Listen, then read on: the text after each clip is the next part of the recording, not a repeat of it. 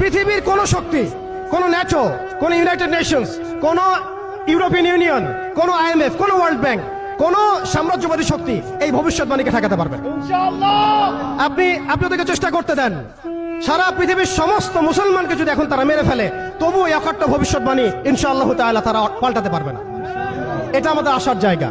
এটাই হচ্ছে চূড়ান্ত বিজয়। এবং ঈসা আলাইহিস সালামের হাতে আগামী 40 বছর, লিখে রাখেন আপনারা, এরপরের 40 বছর ওই বাইতুল মুকাদ্দাস থেকেই সারা বিশ্বে ইসলামী খিলাফা কায়েম হবে ইনশাআল্লাহ।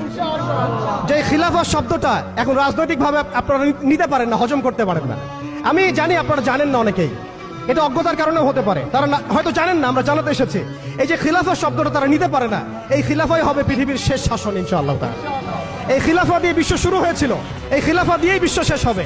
ঈসা আলাইহিস সালাম 40 বছর ওই জেরুজালেম থেকেই এই বিশ্বকে শাসন করবেন ইনশাআল্লাহ তাআলা। এটা লেখা হয়ে গেছে, কুদিয়াল আমর, এটা কেউ চেঞ্জ করতে পারবে না। এখন মাঝখানের এই সময়টুকুতে জায়নিস্ট আসলে কি করেছে এবং আমরা কোন কোন জায়গায় পিছিয়ে গেছি এবং আমাদের করণীয় কি হতে পারে, এটা আমি অল্প কথায় শেষ করে দিব। এক কথায় দেখুন, জায়নিস্ট মুভমেন্ট গঠন করার পরে তারা সর্বপ্রথম, ভালো করে খেয়াল করেন, তারা সর্বপ্রথম একটা ঐক্যবদ্ধ প্ল্যাটফর্ম এনেছে। আমরা দেখেন সারা বিশ্বে এখন পর্যন্ত মুসলিমরা একটা ঐক্যবদ্ধ প্ল্যাটফর্ম করতে পারি নাই। তারা ঐক্যবদ্ধ একটা প্ল্যাটফর্ম করেছে এবং সেই প্ল্যাটফর্মকে কেন্দ্র করে তারা সবার আগে খিলাফত ব্যবস্থাকে ধ্বংস করেছে। অটোম্যানদেরকে তারা পরাজিত করেছে। প্রথম বিশ্বযুদ্ধের সেই 1914 থেকে 18-এর মধ্যে তারা বাইতুল মুকাদ্দাসে প্রথম ঢুকেছে এবং তাদের সহযোগী ছিল পশ্চিমা বিশ্ব এবং ব্রিটেন। আজকে আমরা ইসরায়েলের এগেনস্টে কথা বলি ঠিকই, কিন্তু পশ্চিমা বিশ্বের এগেনস্টে আমরা কথা বলতে পারি না। আমরা ব্রিটেনের এগেনস্টে কথা বলতে পারি না।